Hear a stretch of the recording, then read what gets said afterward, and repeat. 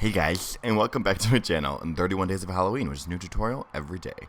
I'm starting off with my foundation in a very, very pale shade. You can use whatever you got, and I'm applying that all over my face with this double-ended dart brush. So now we're popping some contacts. I'll have those linked down below. But I'm taking the color Mango Tango by Makeup Geek, and I'm applying that all over my inner brow bone and my outer brow bone. Since this is a zombie makeup, it doesn't have to be perfectly even, so I'm just applying it patchily onto my eye just to add warmth. So I'm also applying that on my under eye, and then I'm going in with the color Barcelona Beach. I don't know, high tea? I think it's high tea. We're using the color high tea, and I'm putting that in my inner brow bone to add some depth as well as my outer brow bone. And then we're going to pop it on the under eye, right underneath the eye bags to accentuate those and make it more of a zombie looking appearance. So now I'm going in with Barcelona Beach, and I'm using that to contour my face. So I'm just applying it from the top of my cheekbone, higher than usual, and bringing it right down to the corner of my mouth in this S shape. And then buffing it upwards to create that cylinder three-dimensional effect to give me some zombie dead cheekbones. I'm also going to do the same thing to my temples, just in a nice little L shape to give me a nice protruding forehead, and also around my mouth to add a little dead feel. Now taking high tea, which we use in the inner corners of the eye, I'm using that at the base of that cheekbone and blending that upwards just to add maximum depth to really sell that zombie feel. Again in the inner temples and down in the jawline to really zombie me my face up. Now I'm using these cream colors, using red and brown mixed together. You can use the Halloween face paints you get at the store. You can use eyeshadows, whatever you can get that gets a nice warm toned color. And I'm using this liner brush now to apply some veins. So I'm just wiggling it down kind of like in a thunderbolt motion, being sure to connect some of them together, all protruding out from the eye. We are going to use this. I used a cream on purpose because I'm going to pat it out and I'm going to blend it outward so it's not as a stark straight up line on my face to really sell the appearance that it is actual veins. So once you apply that all over the eye using this liner brush, this one's by Tarte by the way, I'm going to use my finger to pat it out. And since it's a cream, it's going to spread some of that red tones on my cheekbone where there aren't veins, and it's really going to sell that I'm infected with something, you know what I'm saying? We're doing the same thing now from the eyebrows, and I'm just going to thunderbolt shape it upwards towards my forehead in the same way possible. I don't even know what I'm saying. In the same way, and just keep wiggling them around.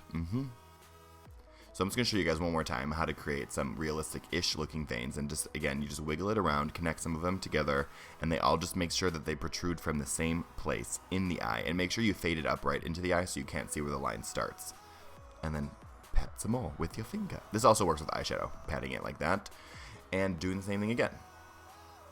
Making it even on both sides. Get it, girl.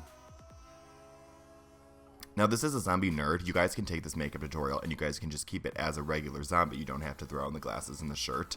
I just wanted to do something a little fun and dorky for y'all. But same thing again now, blending it in. Boom. Now I'm doing the same thing from the mouth. I'm going to eventually apply blood on this side so the veins are kind of pointless on this side, but you guys can apply it to the other side and then it really will give you a nice zombie mouth effect. So this is the cool part. I'm taking a lip gloss and I'm using it in a red tone shade that's kind of near in the family of the other colors I use, and I'm applying that right to my under eye. Once it's applied, I'm using my finger to blend it out. So this is going to do two things. It's going to add that undead color to the bottom of your eye, but it's also going to add shine to make you look like very rabid dog inspired. But also, this is a lip gloss and is not intended to be in your eye, so be very careful when applying. But I'm doing that to the inner and outer corner and applying and making sure not to blend it out too much or you're going to lose that shine and the effect is pointless. So just apply it and blend it out little by little and get a really nice shiny face.